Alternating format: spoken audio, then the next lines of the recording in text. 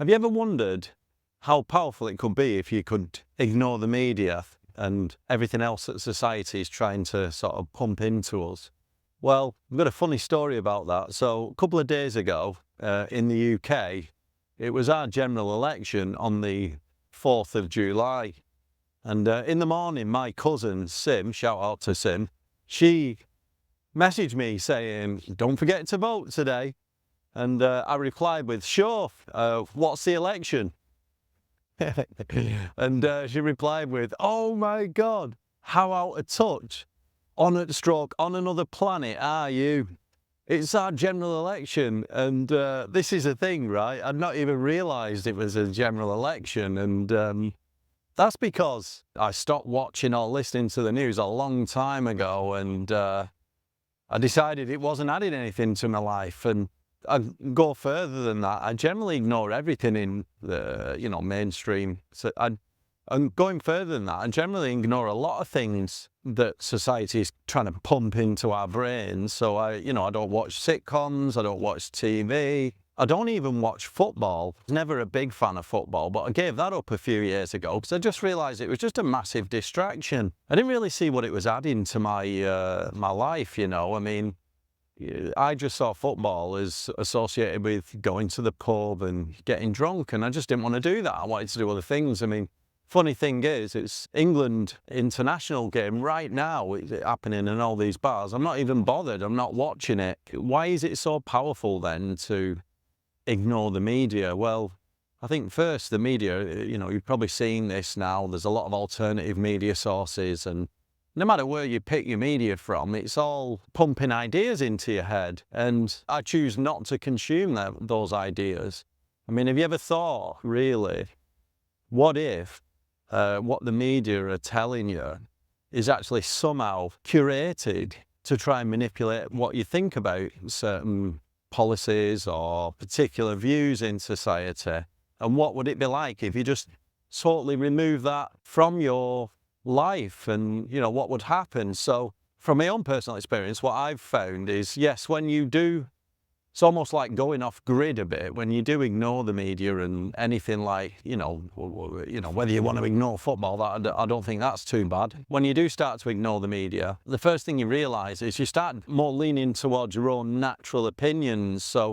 And you start developing a more sort of true sense of sort of self in terms of how you see the world and what you think of certain things. And, you've not got you have less biases. So I think it's very powerful. Like you can, you do sort of go your own way. But I think you develop your character. It's an opportunity to develop your character into a more sort of genuine way.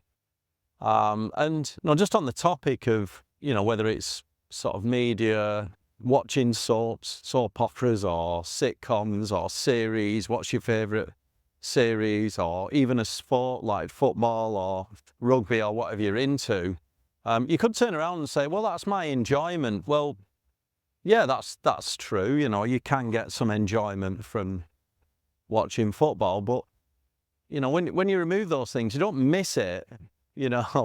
I get my enjoyment from I think much more rewarding things. So like reading, experiencing life. I do lots of traveling, and I get to experience things. So whilst everyone's in there going watching football, I'm going to go and enjoy the beach and read a book. And, I prefer that, or maybe going out on my mountain bike or something like that, or going for a hike.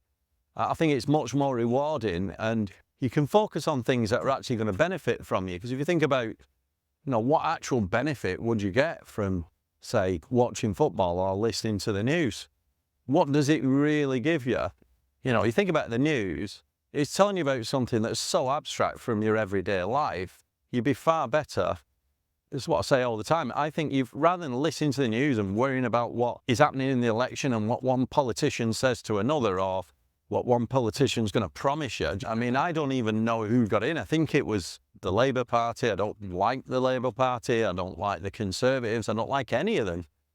I mean, what you got to think is, what difference and what does it really matter which party gets into power? It doesn't actually matter half as much as you think it does. So what would be better, rather than worrying about what one politician's going to promise to do for your life. What would be better is if you actually focused on what you can actually do for yourself, you know, whether that's like in terms of enhancing your career or improving your skills in an area or getting fit or, you know, taking your family on an experience or something like this. That would actually benefit you a lot more than whatever political party is going to promise you. It really doesn't do very much. And, you know, depending on the position you're in life, so I don't have to listen to anyone, I don't have to answer to anyone.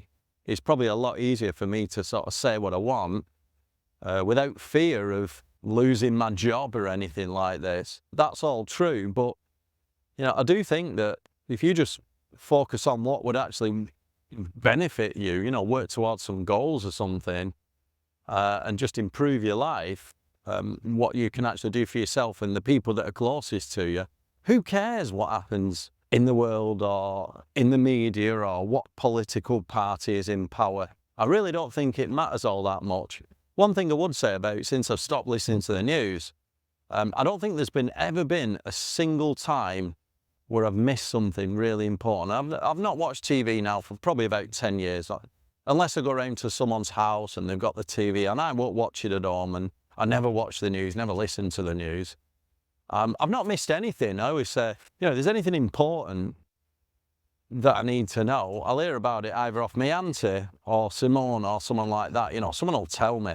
And about the only thing that was I've missed is 2 days ago, the general election, which doesn't really matter to me.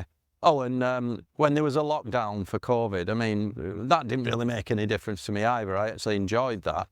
So I've got to think about, you know, why would I bother wasting my time listening to the media? It doesn't give me anything other than bad news, probably a form of manipulation in terms of propaganda and just pumping the views of society. And I want my own views. I'm not interested in societal views. I've developed my own views. I can open my own eyes and see and create my own views and opinions. And I think that's better to me, be more authentic. So I would say, you know, switch off the news. You don't need it. Just get your knowledge from books and life experiences and getting out traveling and seeing the world and speaking to real human beings right in front of you, rather than listening to what's happening halfway around the world. You know, if you want to know what's happening halfway around the world, get on a plane and go there and open your eyes and find out for yourself. I suppose that's like, you know, the essence of what true philosophy is, really. True philosophy is inquiry, isn't it?